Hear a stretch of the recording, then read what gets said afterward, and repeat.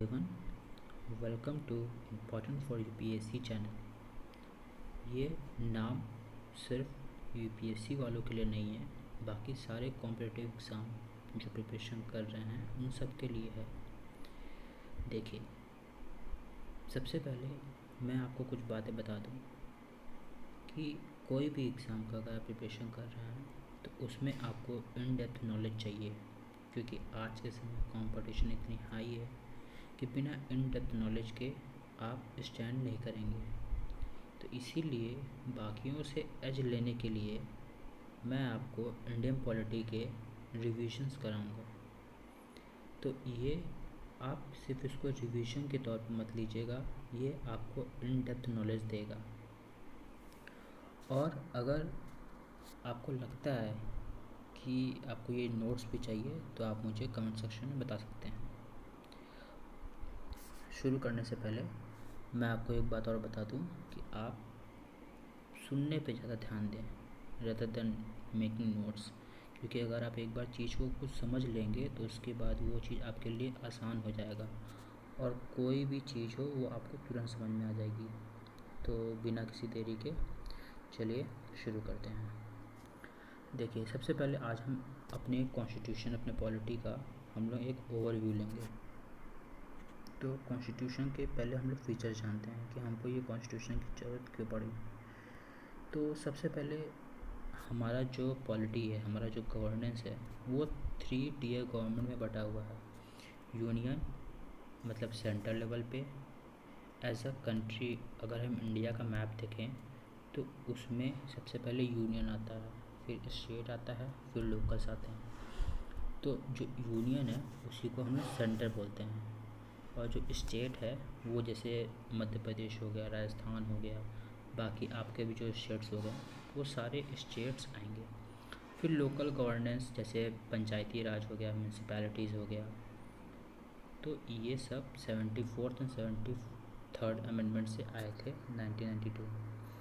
वो सब मैं आपको डिटेल में पढ़ाऊँगा, लेकिन बस आप एक ओवरव्यू ले लीजिए कि हमारा ये कॉन्स्टिट्यूशन और हम इसमें क्या पढ़ने वाले हैं।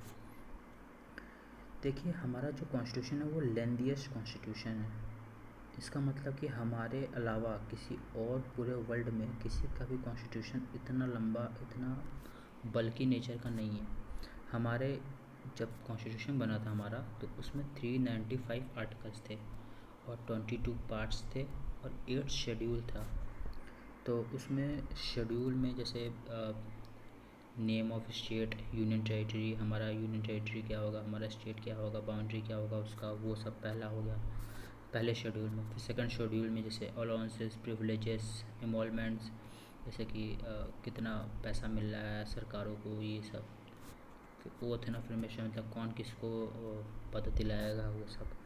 फिर राज्यसभा में सीट्स के बारे में लिखा हुआ है। फिर पांचवा है कि शेड्यूल एरिया, शेड्यूल ट्राइब्स, ये सब के बारे में क्या होता है, ट्राइबल एरियाज़ कहाँ कहाँ हैं। फिर हम लोग लिस्ट के बारे में पढ़ेंगे कि कैसे यूनियन लॉज बनाती है, स्टेट लॉज बनाती है, अपने दायरे में रह के बनाती है।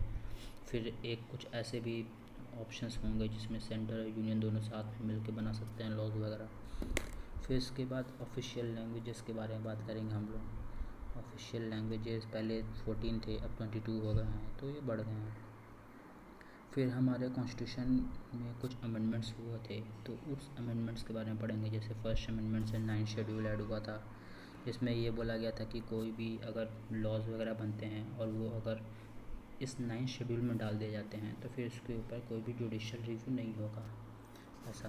तो फिर अमेंडमेंट हुआ, केशवानंद भारती केस आया, ये सब वो सब हम लोग पढ़ेंगे आगे चल के। फिर 52nd अमेंडमेंट आता है 1985 का। उसमें फिर बताते हैं कि हमारे जो MPs हैं, MLAs हैं, MLAs क्या होते हैं वो मैं आपको डिटेल में बताऊंगा। फिर उनके डिस्क्वालिफिकेशंस क्या होते हैं, कैसे अपॉइंट होते हैं, ये सब हम लोग पढ़ेंगे आगे। तो 52nd अमेंडमेंट से 10th शेड्यूल में डिस्क्वालिफिकेशन के बारे में बात होता है।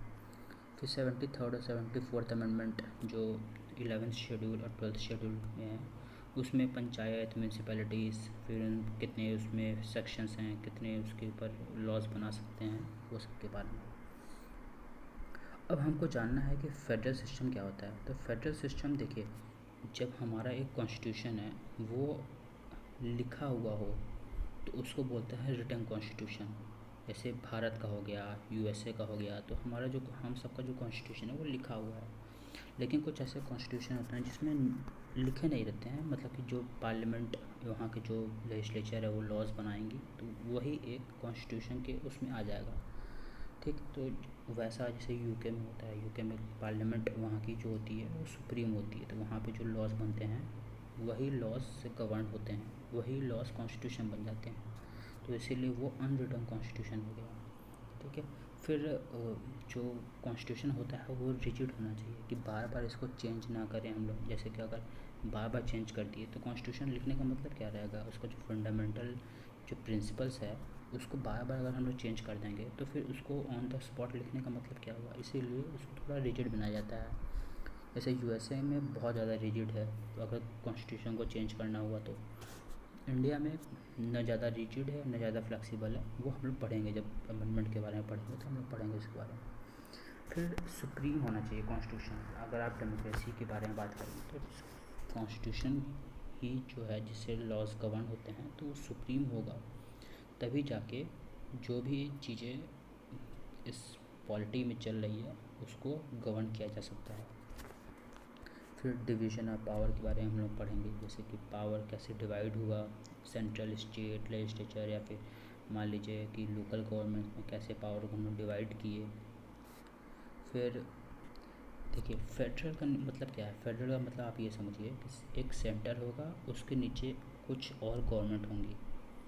ठीक है, तो मतलब मिनिमम 2 गवर्नमेंट तो होनी चाहिए, मैक्सिमम कितने भी हो सकते हैं लेकिन मिनिमम 2 गवर्नमेंट होनी चाहिए फेडरल सिस्टम में। हमारे हमारे पॉलिटी में मतलब हमारे इंडिया में क्या होता है, मिनिमम 3 गवर्नमेंट हैं। ठीक है, तो वो हम लोग पंचायती राज जब हम लोग पढ़ेंगे तो हम लोग देखेंगे उसमें। जुडिशरी भी इंडिपेंडेंट होना चाहिए। अब एक पॉलिटिकल थिंकर थे केसी वेयर नाम के, तो उन्होंने लिखा था फेडरल इन फॉर्म। हमारा जो पॉलिटी है, हमारा जो कॉन्स्टिट्यूशन है वो एक फेडरल नेचर का है, मतलब कि स्टेट को भी राइट्स देता है, सेंटर को भी राइट्स देता है, लेकिन वो सेंटर को ज़्यादा प्रीफर करता है, मतलब कि यूनिटरी इन स्पिरिट, उसका जो स्पिरिट है वो सेंटर में ज़्यादा है। वो हम लोग पढ़ेंगे, जब हम लोग अमेंडमेंट के पढ़ेंगे तो अमेंडमेंट में हम लोग देखेंगे कि कैसे सेंटर के पास पावर आ जाता है, फिर उसी में प्रेसिडेंट, रूलर, ये सब आ जाते हैं। ठीक है, अब देखिए हम लोग फेडरल समझ लिए कि 2 पॉलिटी होना चाहिए। अब हम लोग यूनिटरी समझते हैं। यूनिटरी का मतलब क्या है, यूनिटरी मतलब कि कोई सिंगल जो गवर्नमेंट है वही रूल करे, तो उसके लिए कॉन्स्टिट्यूशन सिंगल होना चाहिए। ठीक है, और स्टेट्स के पास खुद के कॉन्स्टिट्यूशंस नहीं होने चाहिए, जैसे कि यूएसए हो गया, ऑस्ट्रेलिया हो गया, तो ऐसे। फिर सिंगल सिटीजनशिप होना चाहिए, यूएसए और ऑस्ट्रेलिया में डुअल सिटीजनशिप चलता है। ठीक है, फिर parliament can change territory, parliament के पास ये पावर होना चाहिए कि वो टेरिटरी को चेंज कर सके। फिर रेसिडुअरी पावर, जो ऐसे पावर्स, रेसिडुअरी मतलब क्या होता है, ऐसे पावर्स, ऐसे ऐसे लॉज जो न सेंटर बना, मतलब जो पहले से कभी लिखा नहीं गया हो, मतलब कि जो जिसके बारे में कोई एंटिसिपेट नहीं किया था कि ये फ्यूचर में ये भी हो सकता है, जैसे आर्टिफिशियल इंटेलिजेंस। तो इसके ऊपर पहले के 1947 में जब इंडिया आज़ाद हुआ था तो उस समय कोई सोच नहीं पाया था कि आर्टिफिशियल इंटेलिजेंस भी इतना ज़्यादा वो हो सकता है। तो इसीलिए आर्टिफिशियल इंटेलिजेंस और ये सब जो भी क्वांटम कंप्यूटिंग, ये सब जितने भी रेसिडुअरी पावर्स हो गए, ये सब सेंटर के पास है, वही लॉज बना सकती है इसके ऊपर। अब जैसे ऑनलाइन गेमिंग हो गया, ठीक है, तो इसके ऊपर सेंटर लॉज बना देगा। फिर आर्टिकल 249, तो इसमें राज्यसभा को पावर दिया गया है कि वो पार्लियामेंट को बोल सकता है कि वो स्टेट लिस्ट पे जो भी हैं वो सब स्टेट लिस्ट पे जो भी उनका वो है,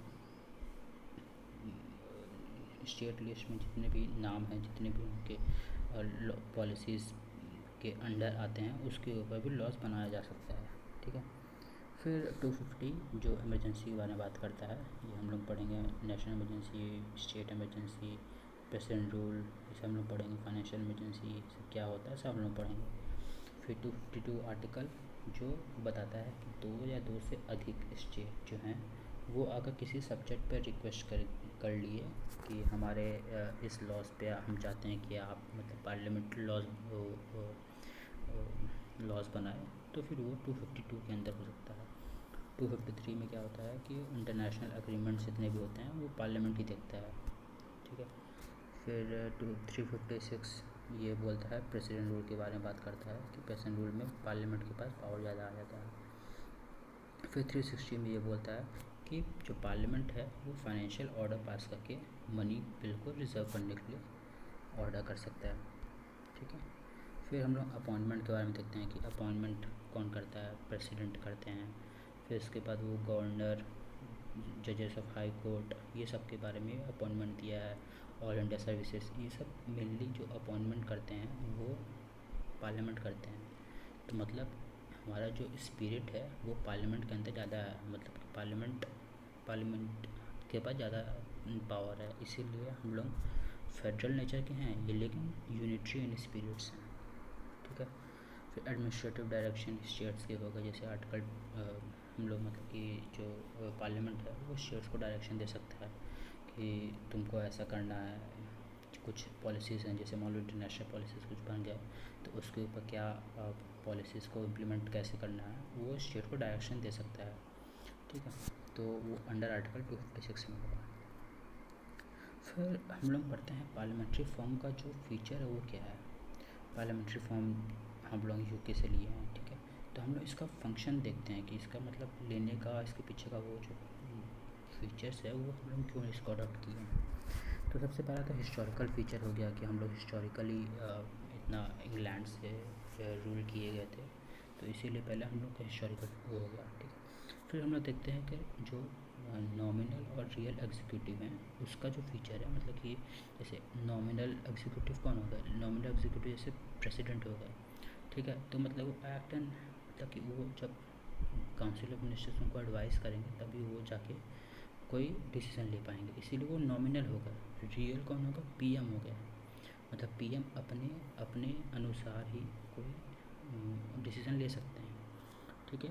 वो काउंसिल ऑफ मिनिस्टर से पूछेंगे नहीं पूछेंगे क्योंकि वो हेड है ना, हेड है तो वो अपने से ले सकते हैं, तो इसीलिए उनको रियल एग्जीक्यूटिव बोलते हैं, ठीक है।